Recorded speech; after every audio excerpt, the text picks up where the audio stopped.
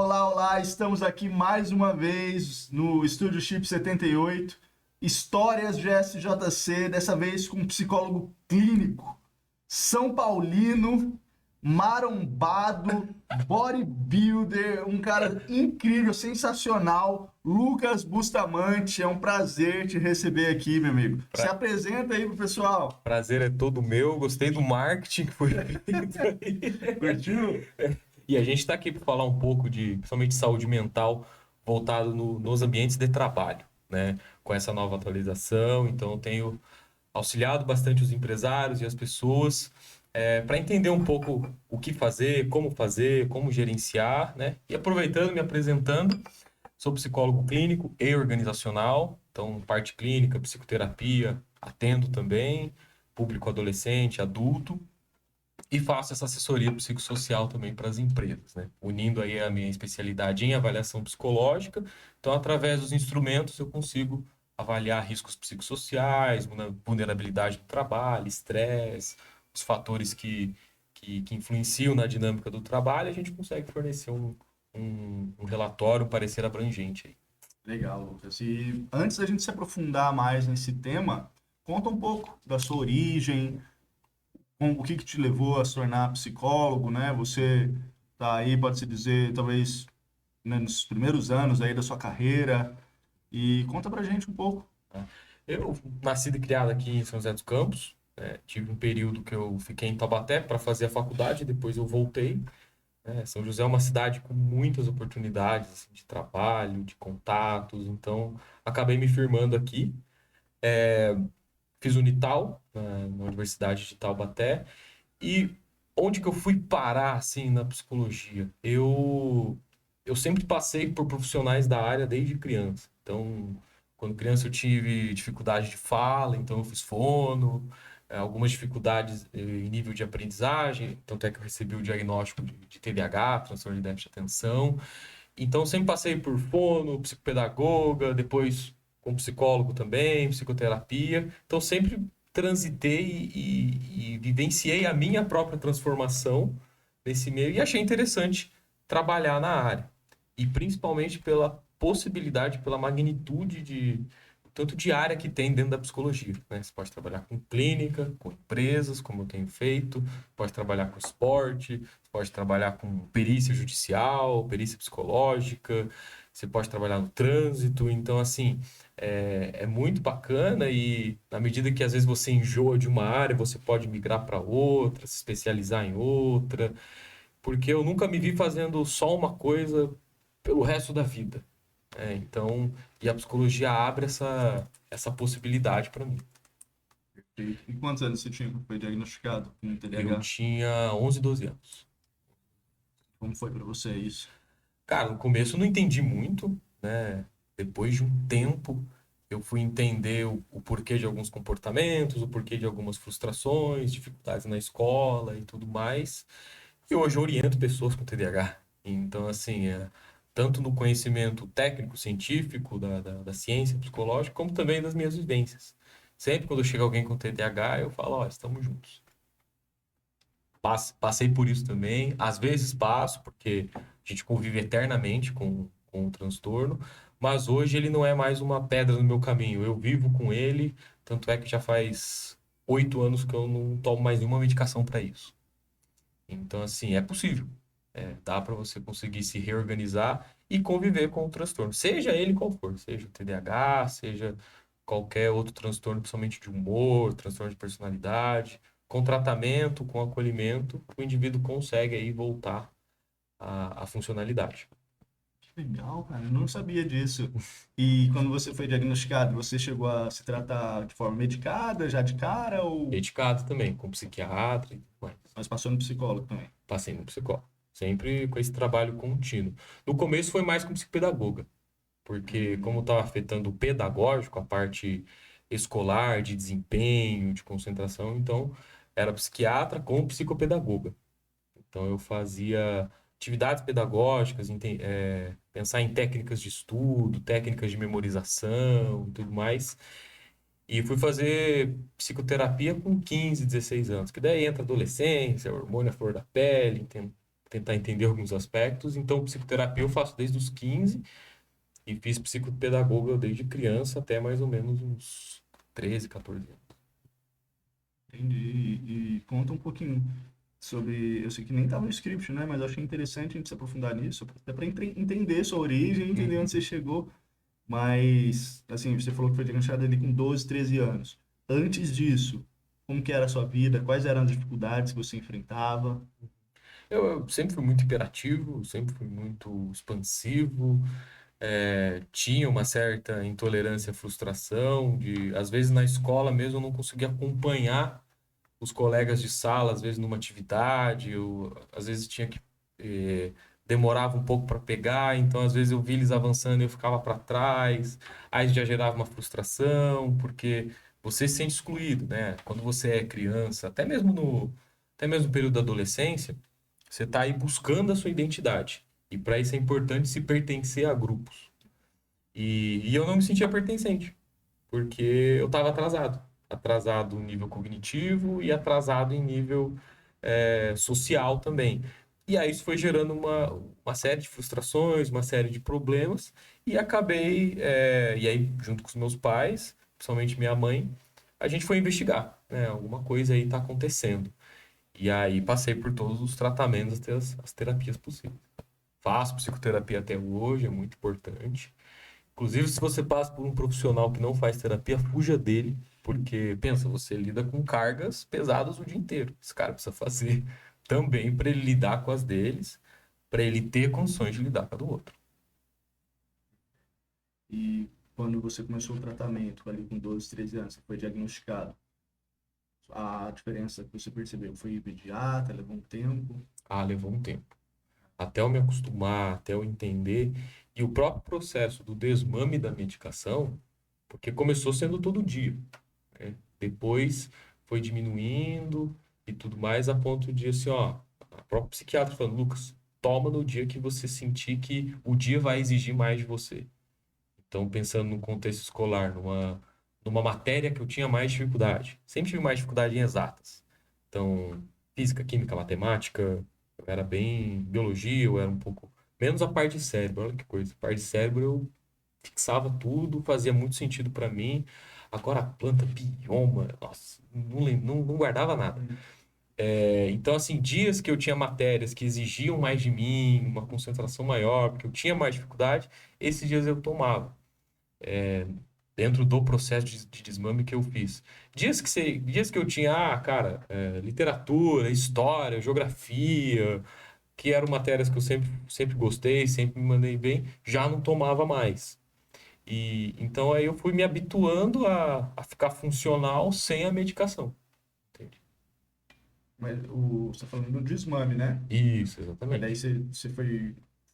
Mas foi agora meio que você desmamou, não foi eu? Faz uns 7, 8 Mas anos. daí quando você começou a tomar, no começo era todo dia? Era todo E dia. aí mas você já notou uma diferença? Eu Sim. demorei para notar um pouco, né? Porque a própria psiquiatra falava que, ó, não é isso aqui que vai te ajudar. Não é isso aqui que vai resolver sua vida. Isso aqui é um empurrãozinho. Então você precisa alinhar com a psicopedagoga de estratégias, de você conseguir do ambiente ser menos nocivo à distração para você. Então eu tive que arrumar muito meu quarto, aquela coisa toda. E aí o remédio vai ser um empurrãozinho.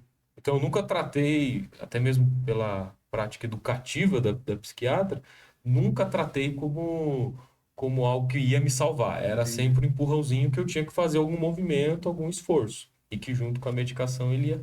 A medicação era a cereja do bolo. E Né? tratar essa parte emocional também, sua, que estava afetada, né? Exatamente, exatamente. E daí você fazia o acompanhamento paralelo ali com o psicoterapeuta, é isso? Ou No com caso o era com a psicopedagoga. psicopedagogo.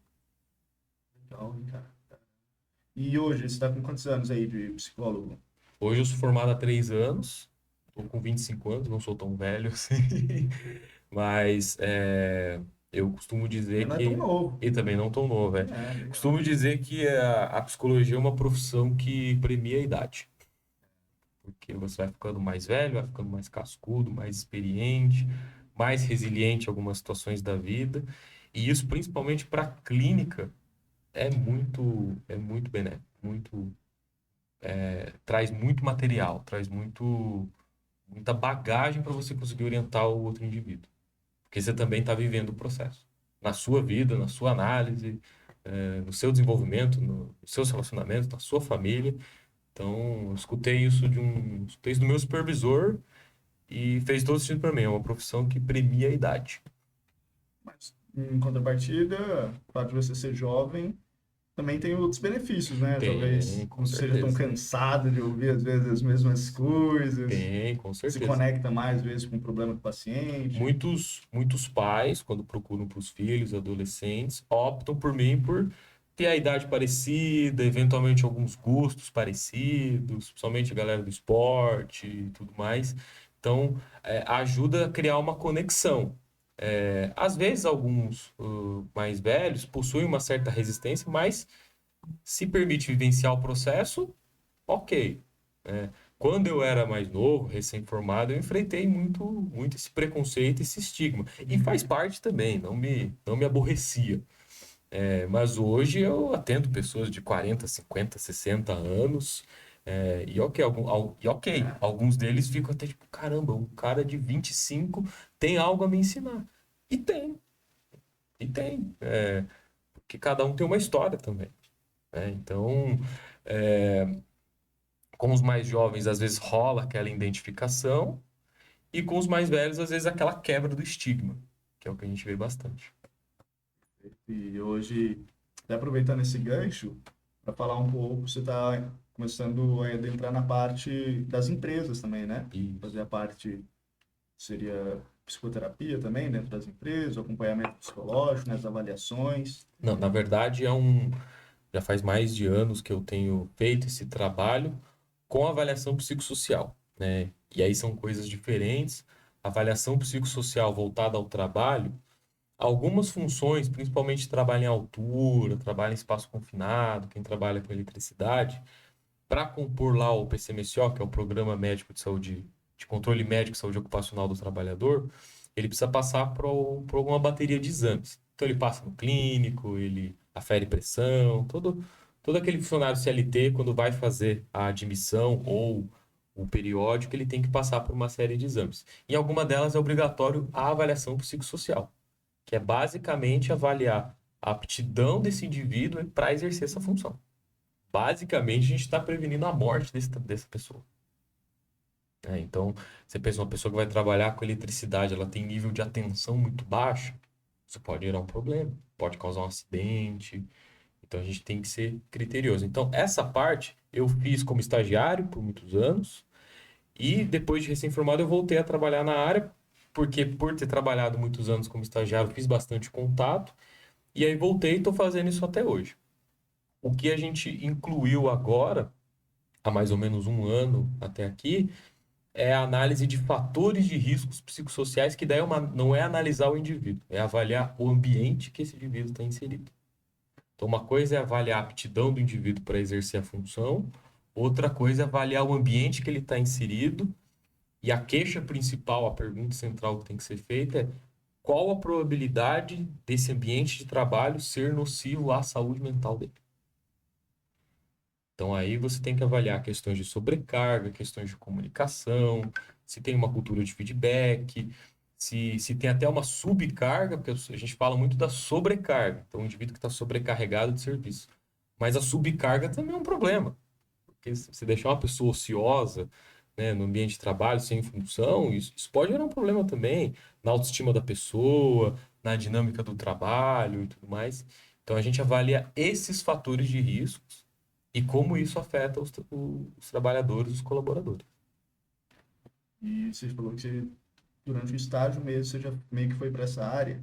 O Isso, que te exatamente. levou para ir para esse caminho? Foi indicação, né? E aí acabei passando no processo e trabalhei dois anos e meio, assim, ininterruptos com isso. Aplicando teste, corrigindo teste, emitindo laudo, sempre supervisionado por um psicólogo. Tinha um psicólogo me supervisionando, era o CRP dele que, que assinava, né? Era sempre o CRP dele. E aí eu fui pegando essa prática, comecei a gostar da área de avaliação psicológica. E fui, às vezes, assim, na própria faculdade mesmo, a gente nem via alguns testes, que eu já tinha conhecimento pela prática, e eu ia lá e estudava os testes no manual. Então, hoje eu tenho uma bateria de testes lá no escritório que eu uso para diversas funções. Então, teste de personalidade, testes cognitivos, atenção, memória, funções executivas, que é a capacidade de tomada de decisão que a pessoa tem, e testes voltados para orientação profissional, então avaliação de gostos, avaliação de interesses profissionais e tudo mais. E aí eu me especializando nessa parte de avaliação psicológica. E dentro da avaliação psicológica você consegue trabalhar em várias funções. Nessa parte do trabalho, no trânsito, não trabalho no trânsito, mas é possível também. Uhum. Para manuseio de arma de fogo, então avaliar a aptidão do indivíduo para manusear uma arma de fogo, tem que ser credenciado na Polícia Federal e tudo mais. Orientação profissional, que entra também, tá? Faço bastante. E procedimentos cirúrgicos, como um todo. Então, bariátrica, vasectomia, laqueadura, cirurgia de mudança de sexo. É, é muito importante, em algumas delas até obrigatório, passar pela avaliação e o acompanhamento psicológico. Porque Antes e depois. antes e depois. Porque é um processo, é uma mudança para sempre, né? Então, como tá o seu mental, como tá a sua estrutura cognitiva e de personalidade, o quão saudável você está para tomar uma decisão como essa. Por isso que é importantíssimo fazer a avaliação e o acompanhamento para esse tipo de demanda de procedimento cirúrgico. Interessante, hein, cara? E me fala, quando a gente trabalha, o pessoal chama psicólogo só quando tá todo mundo louco já? Ou... Cara, a gente tem visto de tudo. Quando a gente chamando, quando a bucha estoura mesmo, quando tem um caso de burnout, quando tem muito afastamento, muito absenteísmo, muita gente saindo, então a empresa não consegue reter os talentos que ela tem. Então, esses são alguns problemas que a gente identifica, que daí já tem a necessidade de investir num psicólogo na instituição, que daí não é psicoterapia com os funcionários. É você avaliar e fortalecer esse ambiente para que esse ambiente fique mais saudável, consequentemente mais produtivo, consequentemente ganhando mais. Hoje em dia, estatisticamente, é comprovado que a cada R$ 1 que você investe em saúde mental na instituição, na empresa, volta R$ 4 para você. Então, é um investimento importantíssimo. A partir de agora, né, uma demanda legal que precisa cumprir, né? E isso vai ser um diferencial bem significativo, um diferencial competitivo para as empresas lá na frente. Já tem sido, né? Consequentemente, você evita também litígios trabalhistas. Gera mais retorno ainda, né? Evitando Muito esse tipo mais de retorno. coisa. Exatamente. Perfeito. E me fala, quando a gente fala sobre, né, esses riscos psicossociais no ambiente de trabalho, do que a gente está falando exatamente? São vários, né? Mas a gente pode classificar alguns principais. Já citei alguns aqui, como sobrecarga de trabalho, subcarga de trabalho, acúmulo de função e acúmulo de trabalho, que são coisas diferentes, né? Todo acúmulo de função envolve um acúmulo de trabalho, mas nem todo acúmulo de trabalho é acúmulo de função, né?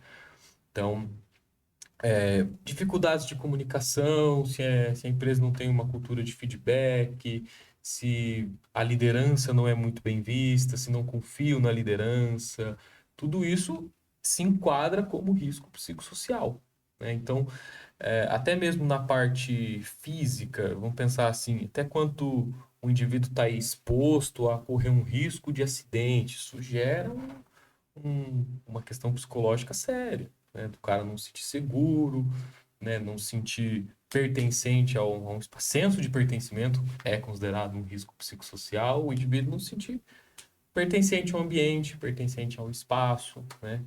E os riscos psicossociais, eles são muito dinâmicos, né? Então a gente pode pensar numa loja comercial que vende presentes, que vende brindes, lembranças, né? Você pega período de ano novo, que é todo mundo comprando, né? Chega janeiro a coisa dá uma baixada, que janeiro é um mês que as pessoas gastam menos. Então, dentro de um mês você vai passar por níveis de riscos psicossociais diferentes.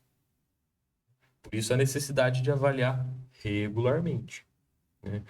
Em que níveis que está e separar também por funções, porque cada função está exposta a um risco diferente e em intensidades diferentes. Então, pensando numa dinâmica, quem está no trato direto com o cliente está exposto a um risco, quem está no trato só com o administrativo, fechar nota, faturamento, está exposto a um outro risco. Então a gente separa dessa maneira para pensar em práticas de intervenções mais eficientes. Quais seriam as práticas de intervenção? Envolve muito treinamento, treinamento para liderança, treinamento para colaborador, treinamento na parte de comunicação, né, e tudo mais. Envolve também, às vezes, você fazer uma revisão nas cargas de trabalho, porque, putz, se tá muito ruim, se está afetando a produtividade, será que não vale a pena rever a carga de trabalho, a carga horária dos funcionários, dos colaboradores? Em alguns casos, vai demandar plantão psicológico, e aí é o que a gente chama de psicoterapia breve, que é um profissional na instituição, separa-se um espaço e ele se disponibiliza, por exemplo, por 2 horas, e qualquer colaborador que se sentir à vontade vai lá conversar com ele. Pode ser mais de um e tudo mais, como se fosse um plantão médico dentro da instituição ou no espaço online e tudo mais. Algumas outras ações vai incluir a criação de um canal de denúncia, a criação de um compliance, ou um canal de acolhimento, que também tem sido muito falado, muito implementado, né, nas empresas. Criar uma cultura bacana de feedback, né, e tudo mais. Então, esses são alguns fatores, algumas ações que podem ser feitas a curto, médio e longo prazo e que vão dar um efeito significativo lá na frente. E tem um tamanho para a empresa começar a pensar em fazer esse tipo de coisa, Lucas? Dependendo do tamanho, vai demandar tipos de ações diferentes, né? Então, uma coisa é uma empresa com 5, 6 funcionários. Automaticamente, alguns riscos vão estar em escalas bem baixas, né?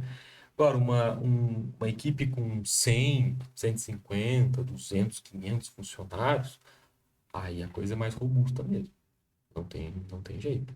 Entendi, mas mesmo essas pequenas é bom eu começar a pensar nisso, então. Legalmente, para ela ficar em dia, é fazer uma análise prévia. Muito, muito difícil demandar alguma ação mais robusta. São ações mais de prevenções. Mas por lei, para ficar em dia, mesmo que tenha um funcionário registrado CLT, é com ele. É com ele que você vai fazer essa análise.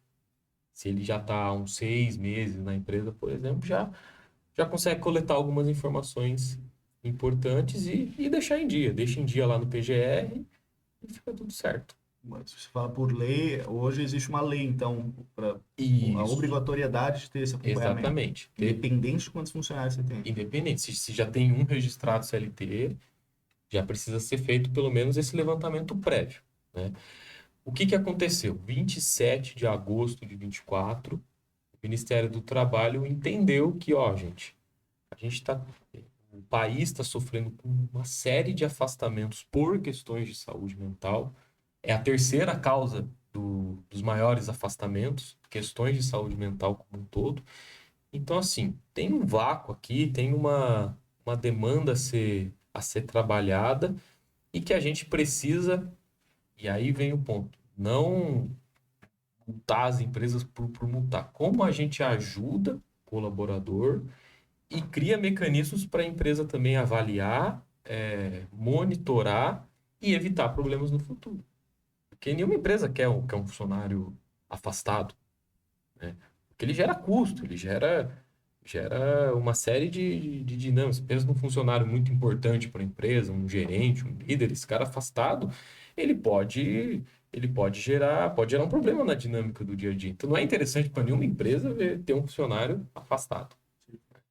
E aí, dia 27 de agosto de 2024, curiosamente, dia do psicólogo, que é 27 de agosto, foi decidido que, ó, a gente vai fazer uma atualização aqui na norma regulamentadora 1, que é a NR1, que é a norma mãe. Toda empresa que tem um funcionário registrado, ela precisa cumprir aí questões dessa norma, que diz respeito ao gerenciamento de riscos ocupacionais. Então, e aí foi incluído um item que é a avaliação dos fatores de riscos psicossociais. E aí, falou, ok, a gente incluiu isso, a gente vai dar um prazo para as empresas se adequarem e conseguirem avaliar, conseguirem monitorar e pensar em planos de ações. Esse prazo, em tese, era até 26 de maio desse ano, 25, 26 de maio desse ano. Só que aí entendeu-se que a coisa estava muito confusa ainda, muito empresário com medo, com receio, muito empresário tomando algumas ações que não eram necessárias tomar. E então ficou uma coisa assim, meio que jogaram a bomba lá e ninguém explicou direito, né? E aí o que foi feito? Ó, gente, na semana do dia 25 de maio desse ano, foi decidido que, ó, a, a gente vai manter a implementação, porém isenta de multa. Daqui por um ano, então até 25, 26 de maio do ano que vem, nenhuma empresa pode ser multada com base na NR1 nesse sentido. Se chegar lá um auditor fiscal, aí vem um problema que a gente depende um pouco da postura desse auditor fiscal. Baseado na NR1, na parte de psicossocial, ele não pode multar ainda, só a partir do ano que vem. Só que se ele for lá na NR17, que diz respeito a riscos ergonômicos, porque risco ergonômico tem o que é classificado como um risco para ergonomia, né? Postura do colaborador. Tem alguns aspectos que envolvem. Um deles é a dinâmica de uma cadeira, né? Como ela está estruturada, a estrutura de uma mesa e tudo mais, e conforto do trabalhador. E isso inclui conforto psicológico. Então, hoje, se ele se basear na NR17, ele pode multar. Mas na 1 ele não pode. Se ele identificar que há um risco ergonômico para o colaborador, ali ele pode multar. Se ele considerar que ao menos não foi nem avaliado. Porque não tem como você classificar se existe um risco se você não avalia, mas você precisa avaliar. Mas aí são, por exemplo, empresas que oferecem alto risco. O cara trabalha sob pressão e tudo. Exatamente. E ninguém se preocupa em avaliar. Exatamente. Risco de assédio, risco de burnout e tudo mais. Então, Como assim? Oi? Como assim risco de assédio? Risco de acontecer uma situação de assédio no ambiente de trabalho. Mas como que se avalia isso? Ou, por exemplo, vamos supor, uma garçonete. Ela trabalha com risco de assédio. É isso? Seria isso? Ou não? Então, Não necessariamente. na análise de fatores de risco, por isso que a análise ela é sigilosa, nenhum colaborador expõe o nome lá, né? E aí tem perguntas relacionadas a assédio. Se através das perguntas e depois na análise, no levantamento, incluir uma porcentagem significativa ou até pequena relacionada a assédio, opa, O assédio não é necessariamente sexual, assédio moral. pode ser assédio moral também. Não só de um líder com um funcionário, mas entre colaboradores também Como pode. você avalia o risco?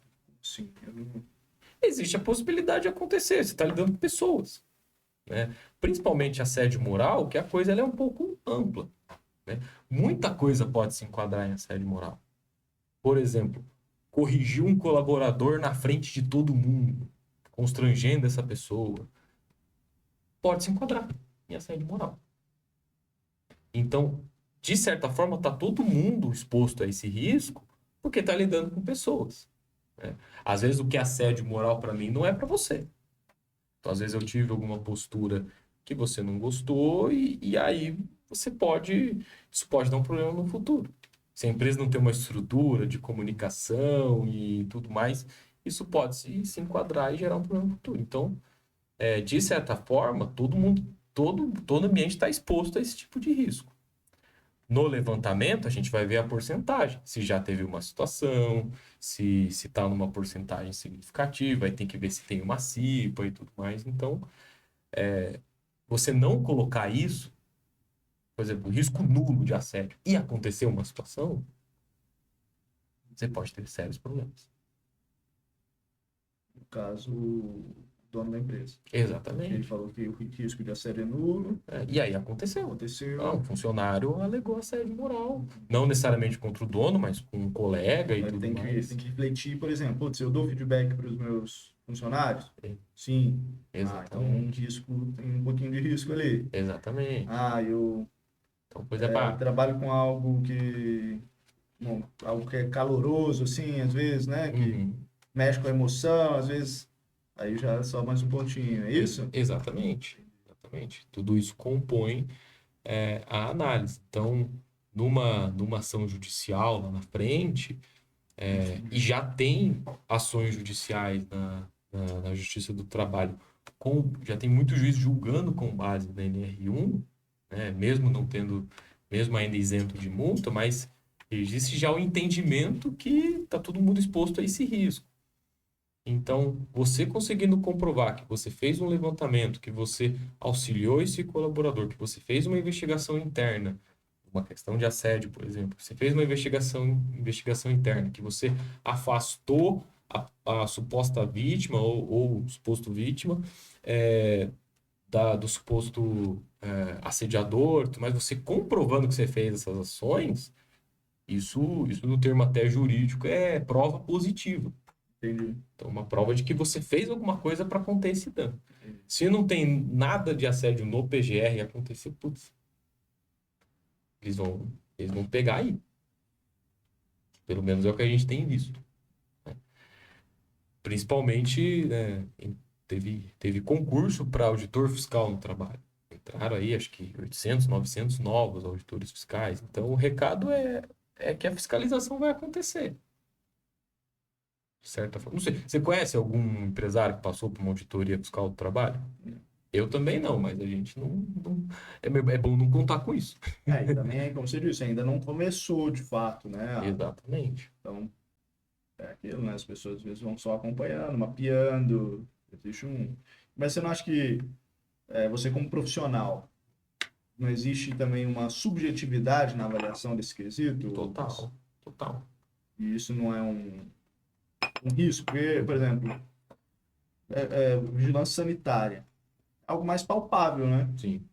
E mesmo assim a gente vê, às vezes, muitos casos de abuso de autoridade, assim, né? Pessoas que são assediadas ali pelos auditores para pagarem algo que às vezes está tudo certo. Exato. Não é um risco também, assim? Pode, né? A cartilha do Ministério do Trabalho a respeito disso, ela é muito clara, que você vai avaliar o ambiente e não o indivíduo. Apesar de que essa análise vai ser composta pelos indivíduos, pelos colaboradores, no final vai ser uma porcentagem que vai ser avaliada, uma intensidade desse risco. Ok, é um risco de acordo com uma análise de 10, 15 colaboradores. Sei lá, é um risco, os 10, 15 colaboradores, a junção das respostas desses 10, 15, por exemplo, foi considerada uma porcentagem de um risco baixo. Ok, não inclui ações emergentes a serem feitas. Risco baixo, então às vezes já existe algum plano de ação voltado para esse risco e é indicado manter, ou às vezes aprimorar e tudo mais. Então, a gente está suscetível a uma análise, a respostas bem subjetivas, mas o que vai valer é a análise do ambiente. Entendi. Vamos supor, tem um rapaz lá no time que é problemático, a opinião dele pode ser uma, mas o que vai contar é vai contar de todas as pessoas ali, a média ali. Né? Exatamente, que daí vai compor a análise desse grupo desse grupo que compõe as funções, desse ambiente, desse cargo e tudo mais. Então, vai ser isso. Perfeito. E você conhece já casos, Lucas, em que o ambiente de trabalho afetou realmente ali o profissional de forma negativa? Sim. Eu recebo bastante na clínica, casos da pessoa não ter mais vontade de ir trabalhar, da pessoa na porta do trabalho desenvolver uma crise de pânico e não conseguir entrar, não conseguir trabalhar. Eventualmente consequências no corpo, eventualmente uma alopécia, que é oriunda de um transtorno depressivo, de muita pressão, de muita carga emocional, né? Então a gente vê, na clínica chega bastante, né? Questões de ambiente, questões de sobrecarga, e aí o ambiente de trabalho passa a ser muito nocivo. A gente tem que entender que, vamos pensar em uma pessoa que trabalha 8 horas por dia, né? É um terço do tempo só em trabalho, né? Se a gente considerar que às vezes pega ônibus para ir, ônibus para voltar, às vezes 2 horas para ir, 2 horas para voltar, então já são 12. Metade do dia só voltado ao trabalho. De alguma forma, esse trabalho tem que ser minimamente atrativo. Minimamente atrativo, porque ficar metade do dia, ter metade do seu dia comprometido com algo que não é atrativo para você, que não é acolhedor com você, que você não sente pertencente ao espaço, gera muito problema. E aí não oferece um espaço para ao menos eu conseguir expressar isso e nenhuma possibilidade de mudança, nem um plano de carreira, nenhuma possibilidade de desenvolvimento dentro daquele espaço. E aí fica uma coisa monótona, né? Então sim, né, a gente separa algumas patologias relacionadas ao trabalho. Tem patologias que têm o trabalho como fator desencadeante. Então, o trabalho desencadeou a patologia nesse indivíduo. E psicopatologias que têm o trabalho como fator agravante. Então, a pessoa já possui um histórico de algum transtorno, mas e o trabalho agravou. O ambiente de trabalho agravou. Com o cruzamento de informações, você consegue identificar isso. Às vezes, na clínica, se a queixa está associada ao trabalho ou não. Entende? Então a gente chega muito, tanto em reflexo na instituição como em reflexo no indivíduo. E isso chega como? É o profissional que busca, a empresa que encaminha, ambos. Tem dos dois. Hoje em dia, muitas empresas possuem parcerias com clínicas de psicologia, com clínicas médicas como um todo, né? Muitas fazem convênio para os colaboradores, então pensando aí na saúde ocupacional como um todo. E tem o indivíduo que procura por fora, não necessariamente pela instituição, e vai buscar tratar dessas questões. Tem um termo na psicologia organizacional que chama salário emocional. Então, você trabalha, você recebe um salário, né? Nem sempre esse salário é compatível pelo tanto que você gera de riqueza na empresa, sempre vai ser desigual de alguma forma, né? Se um cara, é, vamos pensar no Neymar. Se o Neymar ganha 10 milhões, sei lá, ele deve, em tese, render uns 25, pensando assim. Nunca vai tudo para ele. E o termo salário emocional, então você receber esse salário e estar num ambiente saudável. Então, às vezes, você gostaria de estar ganhando mais? Gostaria, né? Mas o ambiente tá bacana, tem possibilidade de crescimento, eu posso ganhar mais lá na frente, né? Mas isso chama salário emocional. E aí vem uma coisa que a gente vê muito. Por que tem gerente de banco ganhando 15, 20 mil por mês que pede para sair? Porque não aguenta. Não aguenta a pressão, porque não aguenta o ambiente, né? O trato com as pessoas, tudo mais. Pô, ganhar 15, 20 mil por mês, pensando numa realidade hoje aqui, é bastante. É um dinheiro, é um salário bacana. E a pessoa abre mão. Por que será que ela abre mão? Alguma coisa tem. Já li alguma coisa sobre que essa geração ela tá dando mais valor, né? Sim, A ter qualidade de vida do que, às vezes, apenas exatamente. as finanças, né? Exatamente. É um grande desafio, principalmente para o mercado de trabalho. A gente conhece bastante empresário que reclama dessa nova geração Uhum. no mercado de trabalho. A questão tem, E eu trabalho num lugar que tem muita gente nova e que dão conta do recado. Assumem, que gosta do que faz, que tem responsabilidade, que chega cedo, que cumpre tudo certinho. Então, essas pessoas estão aí, né? A questão é que aí entra também essa parte do psicossocial. Então, que política a empresa faz para reter os talentos ou para conseguir buscar esses talentos, né? Será que as remunerações estão compatíveis com o mercado, né, e tudo mais? Então, assim, o que que vai ser atrativo? Não vai ser só, não é mais só o salário. É também ambiente, é também contexto. E isso é levado em consideração. Não tem, é um novo mercado de trabalho que está vindo aí e as pessoas vão precisar se adaptar. Saiu uma notícia no, não sei qual jornal que foi, mas é isso. Empresários se movendo e buscando dar mais benefícios para a vaga de trabalho ser mais atrativa. Porque às vezes, no cenário que era antigamente, já não tem sido mais. Então, principalmente o ramo do varejo aí está sofrendo bastante. Muita vaga para suprir. As pessoas não estão querendo Não mais. estão querendo mais.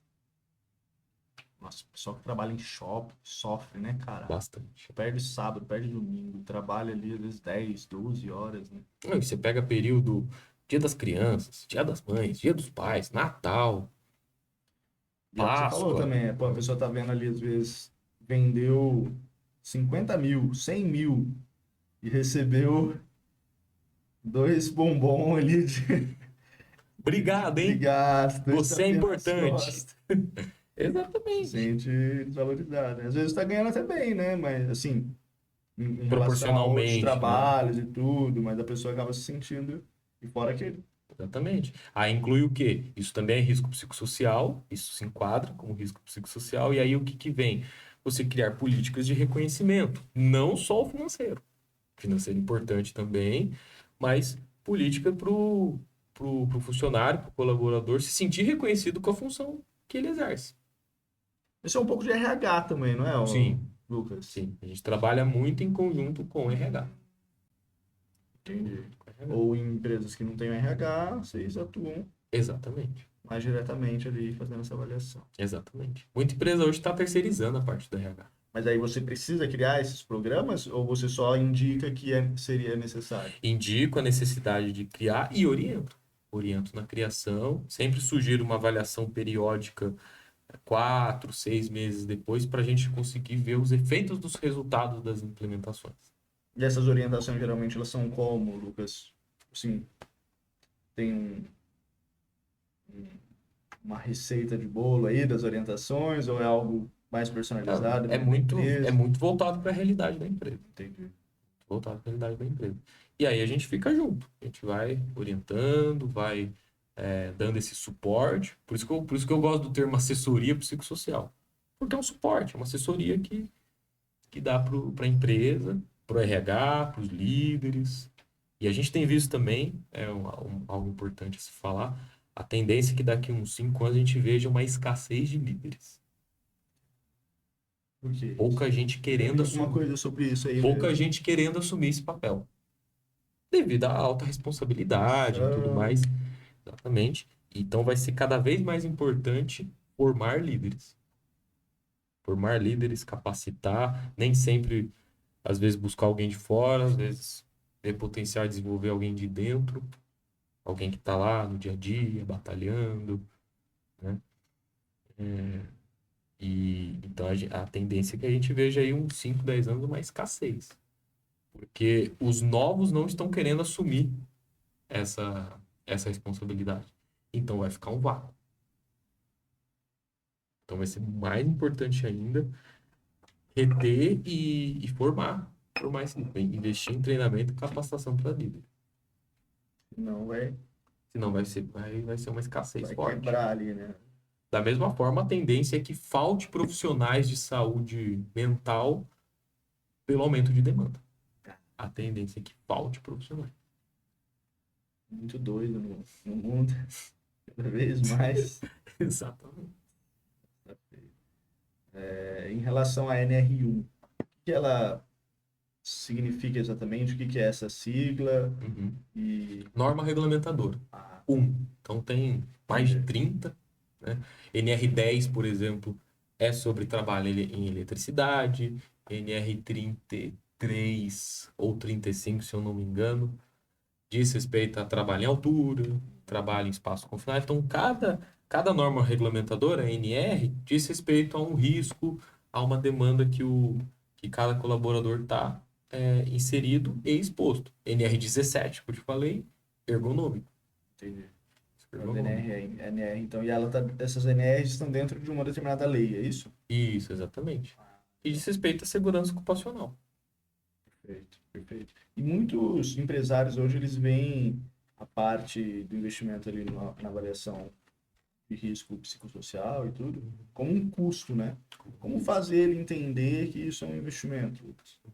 A gente vive, aí entra num aspecto cultural que a gente vê no Brasil como um todo, que a gente não faz para cada área que a gente pensa, né? Lembro do Antônio falando hoje no grupo, dentista, que as pessoas não fazem prevenção, manutenção de ir no dentista de 6 em 6 meses. E aí pode desencadear problemas sérios e tudo mais. Então a gente não tem muito uma cultura de investir em prevenção, né? Se você não investe em prevenção, você vai ter que, se aparecer no problema, você vai ter que remediar. O custo da remediação, ele é maior. Então, o custo de uma... Então, eu não vou prevenir, só que eu vou ter um custo de remediar rotatividade grande, de gente que não fica, que não passa no período da experiência. Eu vou ter que remediar custo com afastamento, eu vou ter que remediar custo, eventualmente, com uma ação trabalhista. Então, a importância é que você investindo agora, identificando o problema agora, você vai evitar esses custos lá na frente, porque você está agindo preventivamente. Então, é um investimento que você faz para você evitar problemas, principalmente financeiros, lá na frente. Perfeito. E em relação à isenção fiscal, existe isso? As empresas se adequarem? Hoje em dia, não tem nada concreto assim em lei. Tem um movimento muito forte, né? Com deputados, né? Um movimento muito forte em Brasília de promover isenções fiscais para empresas que promovem saúde mental. Mas tem certificação. ISO 4.003, se eu não me engano, que as empresas recebem certificação de empresa promotora de saúde mental. Ela passa por uma avaliação rigorosa, alguns critérios ela tem que cumprir, por exemplo, tem que ter canal de denúncia. Para ter essa certificação, tem que ter canal de denúncia. E passa por avaliação regular de 2 em 2 anos. E assim, você receber uma certificação é uma notoriedade para a reputação da empresa, né, e tudo mais. Então, ainda a gente não tem nenhum movimento concreto de lei na parte de isenção fiscal, mas a tendência é que tenha. Porque daí é um incentivo a mais para poder investir.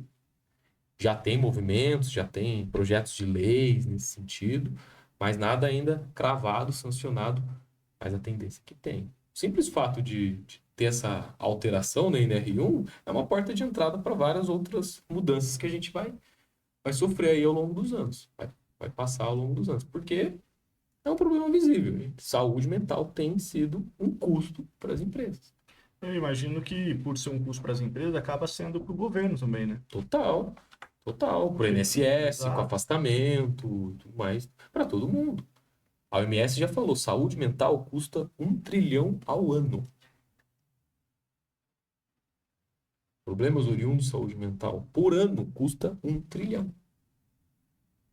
Então gera aquilo por INSS, o cara que poderia estar ganhando mais está Exatamente. encostado, não tá gerando.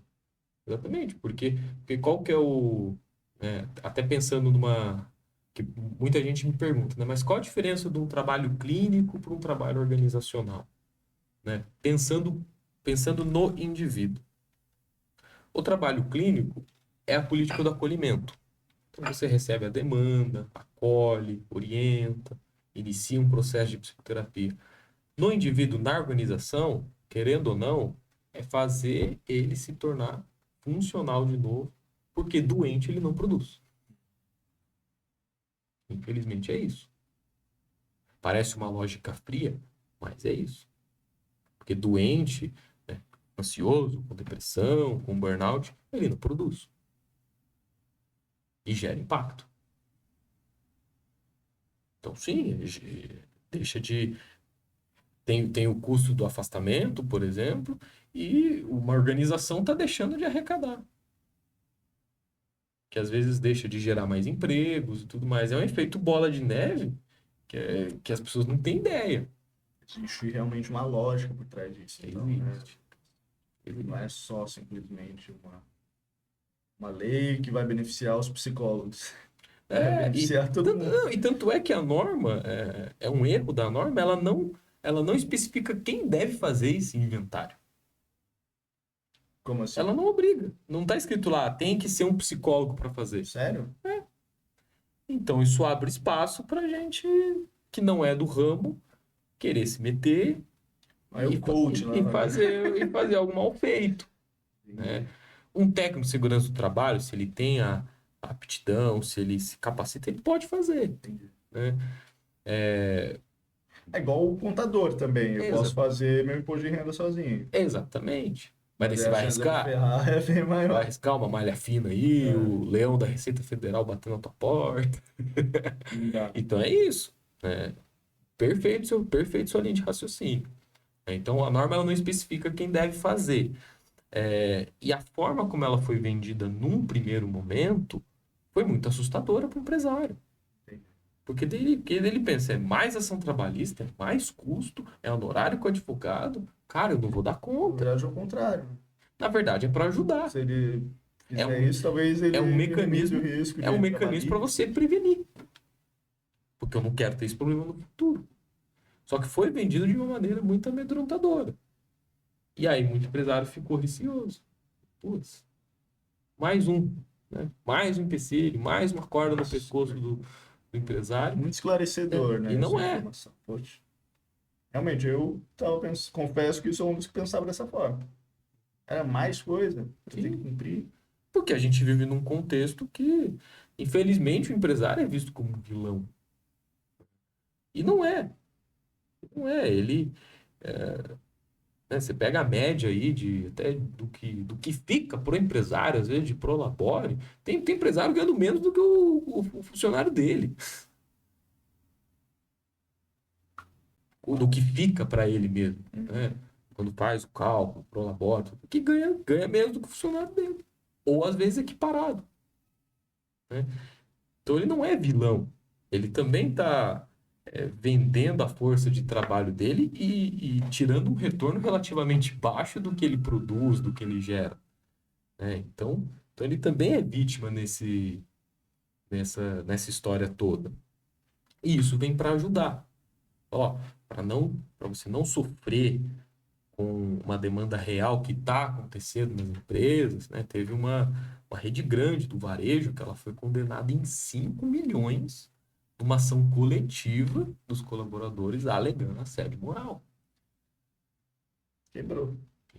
Um funcionário, isso foi exposto em notícia, um funcionário da Ambev recebeu uma indenização porque ele liderava 3 turnos.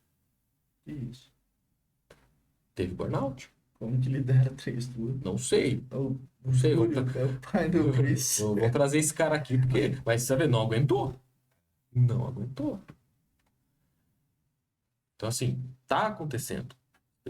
E as pessoas estão se formando. Então, se eu tenho um problema sério de saúde mental, eu, colaborador, se eu tiver um problema muito sério de saúde mental, eu posso ir para a justiça. Então, assim, ó, empresário, se resguarde. Eu vou colocar isso aqui para você se resguardar, para você fazer essa análise, esse levantamento, tomar as ações necessárias e você está em dia. E isso te ajudar lá na frente. Então, vem para ajudar. Não vem para ferrar o empresário. É para ajudar, é para auxiliar.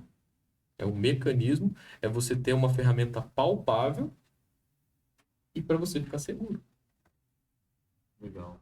E em relação a, por exemplo, o profissional que é PJ, ele entra nessa avaliação também? Vamos supor, a empresa tem ali alguns colaboradores que são PJs. Uhum. Eles entram nessa avaliação? Olha, quanto mais, melhor. Quanto mais colaboradores, melhor. Se esse cara tá num contexto do dia a dia, então ele também tá suscetível ao ambiente, vale a pena. Vale a pena. Numa empresa que só tem PJ, né, por lei, nem vai ser necessário, né? Uhum. Mas é importante, inclui também. Quanto mais, melhor, né? Vai enriquecer mais o levantamento e a análise. Então é válido sim. Perfeito. E em relação a remoto, né, e híbrido, né, como tem crescido cada vez mais hoje em dia, Sim. não vai ter mais esse problema, né? Como assim? Quem trabalha remoto e híbrido, precisa entrar nessa avaliação? Precisa, cara. O virtual é o ambiente Também virtual. vai contar É ali. o ambiente virtual. Ambiente virtual. A gente tem visto um movimento aí da volta aí pro presencial, uma, uma resistência ao home office. Teve o caso do Itaú, não sei se você ficou sabendo. Eu vi que algumas Teve, empresas teve uma estão demissão em massa. cortando, né? Teve uma demissão em massa do Itaú. Cara, Pelas questões do home office, de improdutividade e tudo mais. Então, assim, nesse caso, uma falta de gerenciamento também dessas pessoas, desses colaboradores, né? E provavelmente o Itaú também perdeu o controle aí nesse sentido, de fiscalizar e tudo mais. Então, até mesmo para você pensar numa estrutura híbrida ou 100% home office, você tem que ser muito cauteloso.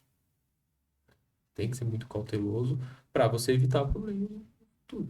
O home office, ele é muito bem-vindo de diversas maneiras, de diversos ramos, né? Tem a flexibilidade, tem o conforto de casa e tudo mais. Mas assim, eu já atendi muitos casos de burnout da pessoa trabalhando home. Porque tá um pouco maleável também. Porque assim, por um lado que, né, terminei de trabalhar, eu desligo o computador, já era, parei. Mas também abre, putz, deixa eu ficar mais um pouquinho. Já tô aqui mesmo, né? Já tô aqui em casa, já vou emendando uma coisa na outra. E aí, quando vê, tá trabalhando até 2, 3 horas da manhã. e em relação, eu sei que é algo muito novo, então surgiu essa dúvida aqui agora, não sei se você vai saber me responder, mas quando um colaborador ele está no híbrido ou no remoto e eu estou avaliando o ambiente, o risco psicossocial do ambiente, Isso. eu vou avaliar só o ambiente ali das relações que ele está fazendo virtualmente, ou eu vou avaliar também o quarto dele, por exemplo.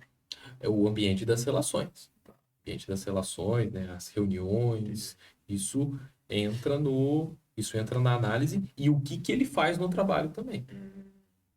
Né? Qual que é a dinâmica dele, o que que ele faz, né? Qual setor ele pertence, e aí vai entrar também. Perfeito. Eu fico imaginando porque assim, pô, se o cara trabalha num quarto tudo escuro, sujo, sabe, bagunçado, Sim, sim. cara, ele tá num risco ali psicossocial, correto ou Sim, não? sim. Mas aí conta para a empresa ou Ah, não? Porque o pra, cara é não tem para controle, ele, é né? para ele, É. né? Teve dois casos no X do trabalho, não sei se você ficou sabendo, mas percebe como isso dá pano para manga e assim, eu posso responder que sim, mas um juiz pode entender que não, né? Mas em tese não, em tese não se enquadra, é a casa dele, né? Uhum. Teve dois casos no Justiça do Trabalho, não sei se você ficou sabendo. O cara caiu da cadeira no home office, processou a empresa, que em tese a empresa tinha que oferecer uma cadeira adequada, né? E ele ganhou essa indenização. Ele ganhou. Eu acho que eu li algo sobre Ele isso aí, ganhou. né?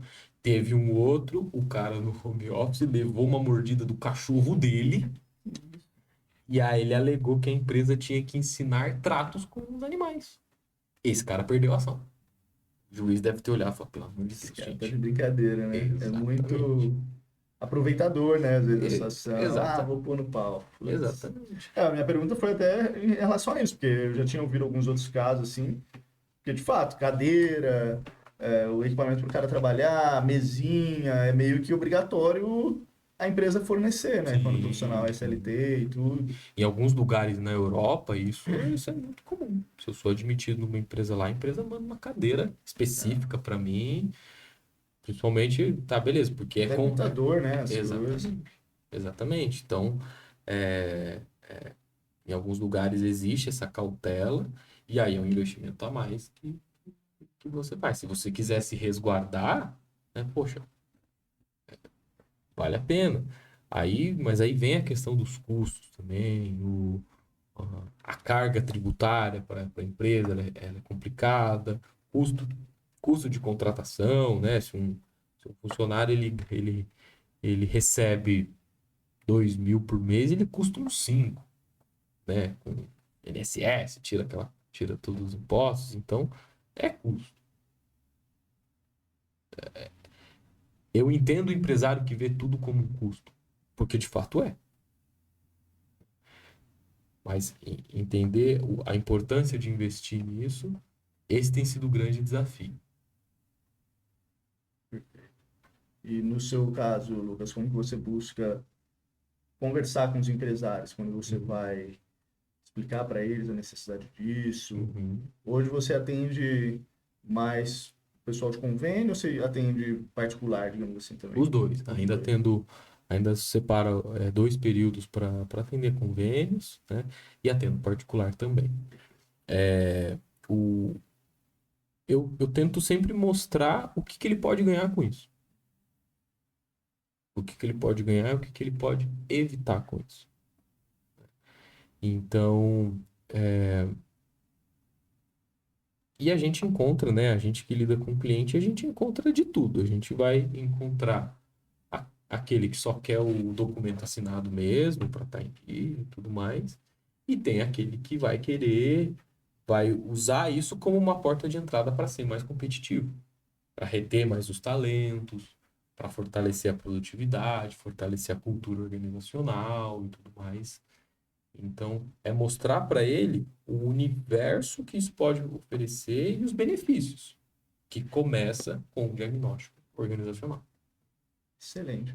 Então, vou te pedir um favor. Diga, Olha para aquela câmera aquela ali e ali? manda um recado para os empresários e para os colaboradores também Uhum. sobre aqueles riscos psicossociais que eles não podem ignorar e quando é a hora de buscar ajuda e o que eles precisam fazer. Sim.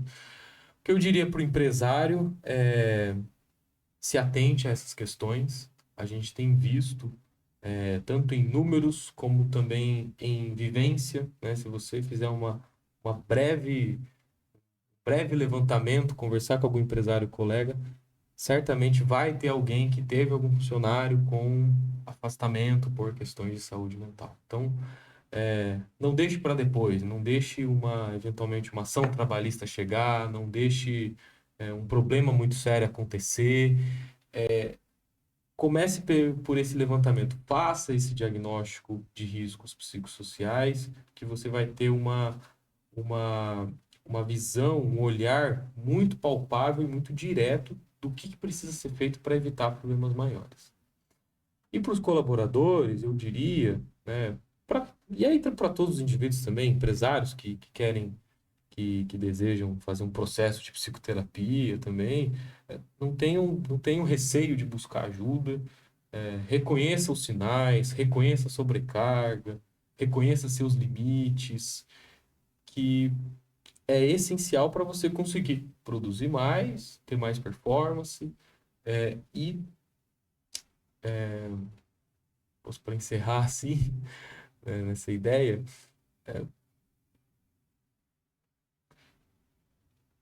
vocês nunca vão se arrepender de buscar ajuda, seja ela qual for.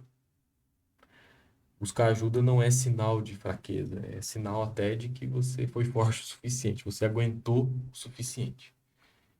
Então não tenha receio de buscar ajuda para a sua empresa, para a sua organização e para si próprio também, porque para você performar, para você liderar, para você exercer atividade empresarial, você também precisa estar bem consigo mesmo, né? Que antes de um CNPJ tem um CPF. Precisa se fortalecer sempre. Acho que é Caramba, isso. hein? Falou bonito. Tem um presentinho pra você, Lucas. Opa! Espera aí, deixa eu pegar aqui. É,